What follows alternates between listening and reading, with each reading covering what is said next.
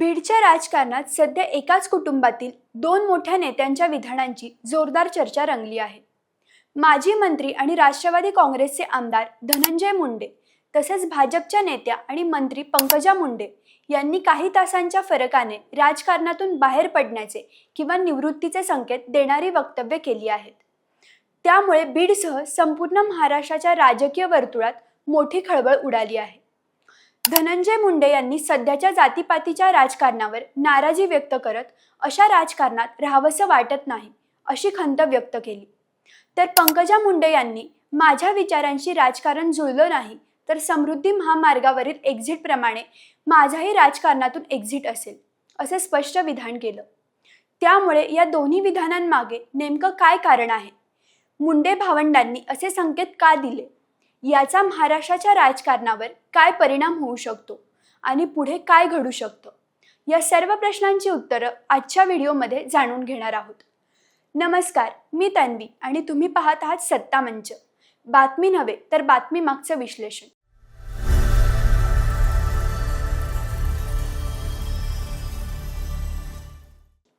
चला तर मग मुद्देसूद पाहूया.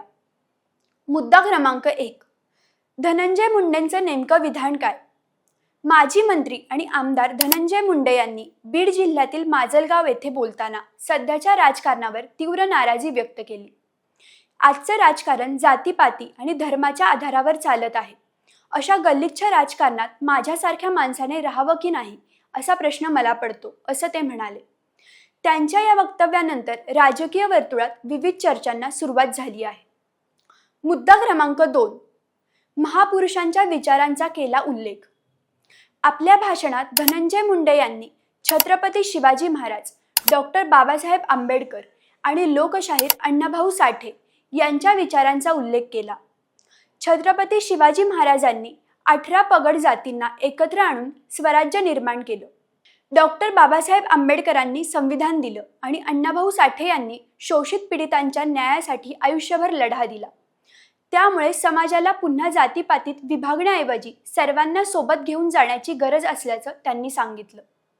मुद्दा क्रमांक 3, पंकजा मुंडेंचाही राजकीय एक्झिटचा उल्लेख. धनंजय मुंडे यांच्या विधानानंतर काही तासातच भाजप नेत्या आणि मंत्री पंकजा मुंडे यांनीही राजकारणाबाबत मोठं विधान केलं. मी राजकारणात आले तेव्हाच एक गोष्ट स्पष्ट केली होती. जर कधी माझ्या विचारांशी राजकारण जुळलं नाही तर समृद्धी महामार्गावरील एक्झिट प्रमाणे माझ्याही राजकारणातून एक्झिट असेल, असं त्या म्हणाल्या. त्यांच्या या वक्तव्यामुळे राजकीय चर्चांना आणखी वेग आला आहे. मुद्दा क्रमांक 4, सकारात्मक टीकेबाबत पंकजा मुंडेंचं मत. पंकजा मुंडे म्हणाल्या की लोकशाहीत प्रत्येकाला वैयक्तिक स्वातंत्र्य आहे. त्यामुळे सकारात्मक टीका स्वीकारण्याची ताकद प्रत्येकाकडे असली पाहिजे.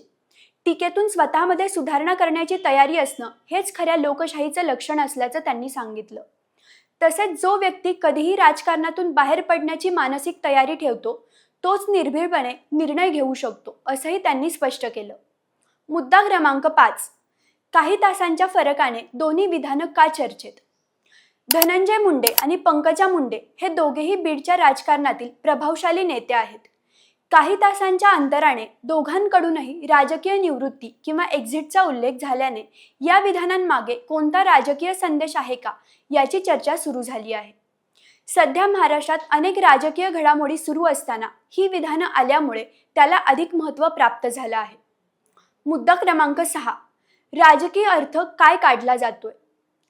राजकीय विश्लेषकांच्या मते दोन्ही नेत्यांनी केलेली विधानं ही सध्याच्या राजकीय वातावरणाची प्रतिक्रिया असू शकते. मात्र या विधानांचा अर्थ तात्काळ राजकारणातून निवृत्ती असा काढणं योग्य ठरणार नाही. कारण दोन्ही नेत्यांनी आपल्या पक्षाचा राजीनामा देण्याची किंवा सक्रिय राजकारण सोडण्याची अधिकृत घोषणा केलेली नाही. त्यामुळे या विधानांकडे राजकीय संदेश म्हणून पाहिलं जात आहे. मुद्दा क्रमांक 7, पुढे काय घडू शकतं? आता या दोन्ही विधानांनंतर मुंडे भावंडांकडून आणखी काही स्पष्टीकरण येतं का? त्यांच्या पक्षांकडून यावर कोणती प्रतिक्रिया दिली जाते का? आणि बीडच्या राजकारणात याचे पुढे कोणते परिणाम होतात याकडे सर्वांचं लक्ष लागलं आहे. आगामी स्थानिक स्वराज्य संस्था निवडणुका आणि राज्यातील राजकीय समीकरणांच्या पार्श्वभूमीवर या विधानांना विशेष महत्त्व प्राप्त झालं आहे. या संपूर्ण घडामोडीतून 3 महत्त्वाच्या गोष्टी समोर येतात. पहिली गोष्ट, धनंजय मुंडे यांनी सध्याच्या जातीपातीच्या राजकारणावर नाराजी व्यक्त करत अशा वातावरणात राजकारणात राहण्याबाबत प्रश्न उपस्थित केला आहे. दुसरी गोष्ट, पंकजा मुंडे यांनीही आपल्या विचारांशी राजकारण जुळलं नाही तर राजकारणातून बाहेर पडण्याचा पर्याय खुला असल्याचं स्पष्ट केलं आहे. तिसरी गोष्ट, दोन्ही नेत्यांच्या विधानांमुळे बीडसह महाराष्ट्राच्या राजकारणात नव्या चर्चांना सुरुवात झाली असून यामागे नेमका राजकीय संदेश काय आहे याकडे सर्वांचं लक्ष लागलं आहे. आता तुम्हीच सांगा, तुमच्या मते मुंडे भावंडांची ही विधानं केवळ सध्याच्या राजकीय वातावरणावरील नाराजी आहे का की यामागे एखादा मोठा राजकीय संदेश दडलेला आहे? तुमचं मत आम्हाला कमेंटमध्ये नक्की कळवा. व्हिडिओ आवडला असेल तर लाईक करा, शेअर करा आणि सत्ता मंच या यूट्यूब चॅनलला सबस्क्राईब करायला विसरू नका.